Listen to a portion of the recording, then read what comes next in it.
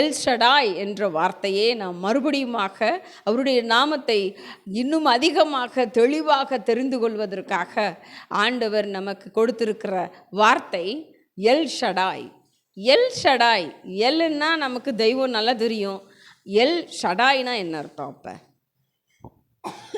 ஏன் சடாய்ன்ற நேமை ஆண்டவருக்கு கொடுத்தாங்க?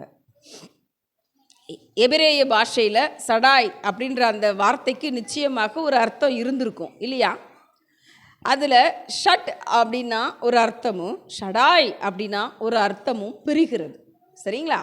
அதில் ஷாட் அப்படின்னு அந்த முதல் எழுத்து இருக்கிற அந்த வார்த்தையை நம்ம பிரித்து பார்க்குறப்ப அதற்கு என்ன அர்த்தம் அப்படின்னு அவங்க சொல்கிறாங்க அப்படின்னா, மார்பு. அதாவது எபிரேய பாஷையில் எழுதப்பட்டிருக்கிற இந்த வார்த்தைக்கு அர்த்தம் என்னன்னா மார்பு அப்படின்னு போட்டிருக்கு. அப்புறம் என்ன அர்த்தம்? ஆண்டவர் ஒரு பெண்மையின் மார்பு, அதாவது நம்ம தாய் உள்ளத்தை அவர் வைத்திருக்கிறார் அப்படின்றதான் அங்கே ஷடாய் அப்படின்றதில் 2 அர்த்தங்களை கொண்டதாக பிரிகிறது.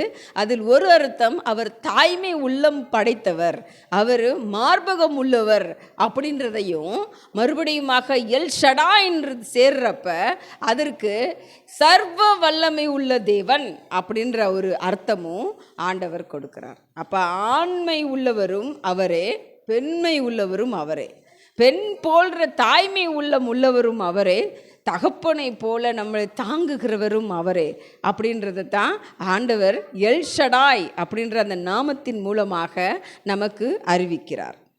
எல் ஷடாய்ன்ற அந்த நாமத்தை நம்ம நிறைய இடத்துல நம்ம பார்க்க முடியும். அதாவது பழைய ஏற்பாட்டின் காலத்திலே ஒரு 5 இடத்துலையும், புதிய ஏற்பாட்டின் வாசிக்கிறப்ப ஒரு 2 இடத்துலையும் சர்வ வல்லமை உள்ள தேவன் அப்படின்றதையும் நம்மளால் வாசிக்க முடியும். அந்த சர்வ வல்லமை உள்ள தேவனை யாக்கோபிற்கு ஆண்டவர் வெளிப்படுத்தியிருக்கிறார், ஈசாக்குக்கு ஆண்டவர் வெளிப்படுத்தியிருக்கிறார். அதாவது ஆண்டவர் தெரிந்து கொள்ள மக்களுக்கு சர்வ வல்லமை உள்ள தேவனாகவே தன்னை வெளிப்படுத்தியிருக்கிறார். இதில் ஆபிரகாமுக்கு ஆண்டவர் எப்படியாக வெளிப்படுத்தினார் அப்படின்றத நம்ம குறிப்பிட்டு பார்த்தோம்னா, ஆதியாகமம்ல 17ஆம் அதிகாரத்தில் 1ஆம் வசனம் முதல் நம்ம வாசிக்கிறப்ப அதில் ஆண்டவர் எப்படியாக ஆபிரகாமுக்கு உதவினார் அப்படின்றத எழுதப்பட்டிருக்கு. அந்த 17ஆம் அதிகாரம் வாசிக்கிறப்ப நமக்கு நல்லா தெரியும், ஆண்டவர் ஆபிரகாம் எங்கிருந்து கூட்டி வந்தார்ன்றது நமக்கு நல்லா தெரியும் இல்லையா?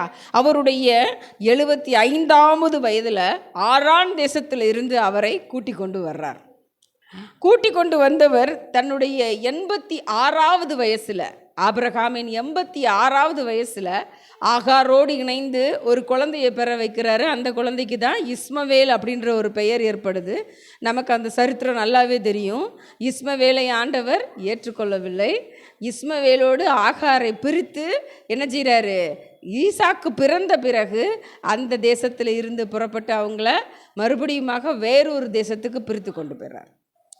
அப்போ 86 வயசில் இஸ்மவேலை ஆண்டவர் கொடுக்குறாரு. மறுபடியும் ஒரு 13 வருட இடைவெளிக்கு அப்புறமேட்டுக்க அவருக்கு கிடச்சது தான், அதாவது 99வது வயசில் ஆண்டவர் என்ன செய்கிறாரு? தன்னை வெளிப்படுத்துகிறாரு மறுபடியுமாக ஆபிரகாமுக்கு. இப்போ அந்த 99ஆம் வயசில் வெளிப்படுத்தும் பொழுதுதான் அந்த 17ஆம் அதிகாரத்தில் முதல் வசனம் இப்படியாக எழுதப்பட்டிருக்கு.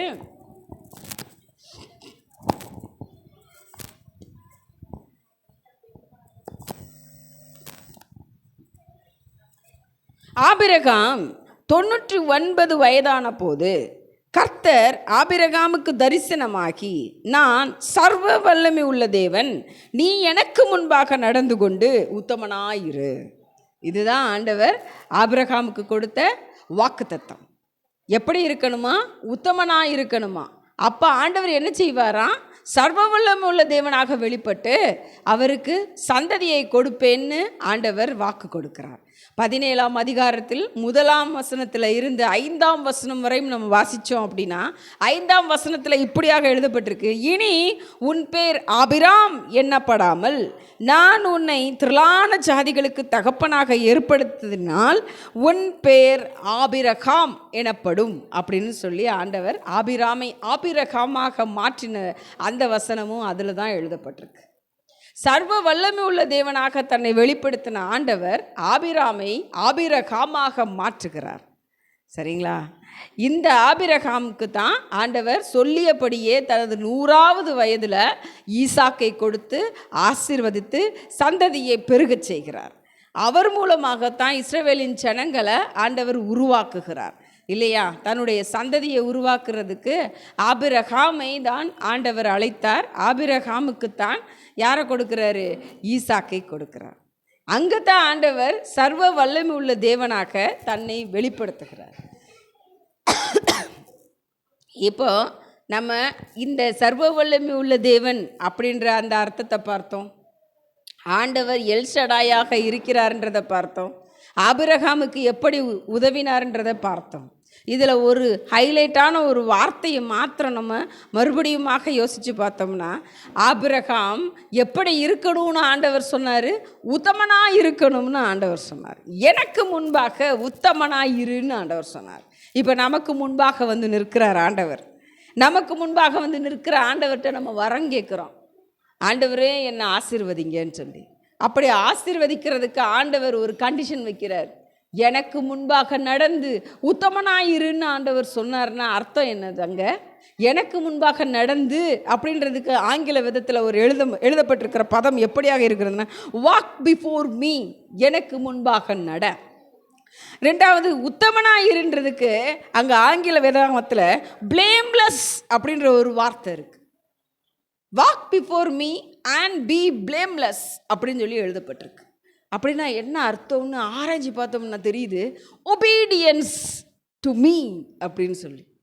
அப்போ ஆண்டவருக்கு எப்படி இருந்தால் ஆண்டவர் வரம் கொடுப்பார்? நமக்கு முன்பாக வந்து நின்றுவார் ஐயா. அவர் நமக்கு உதவுறதற்கு வந்து நின்றுவார். ஆனால் நம்மகிட்ட ஒரு விஷயத்தை எதிர்பார்ப்பார், ஒபீடியன்ஸ், கீழ்ப்படிதலை எதிர்பார்ப்பார். அந்த கீழ்ப்படிதல் இருந்ததுனால தான் ஆபிரகாமுக்கு ஆண்டவர் உதவ முடிஞ்சது.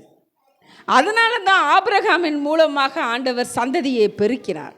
இன்றும் நமக்கு முன்பாக ஆண்டவர் வந்து நின்றால் ஆண்டவர் எதிர்பார்க்கும் ஒன்றே ஒன்றுதான், கீழ்ப்படிதல்.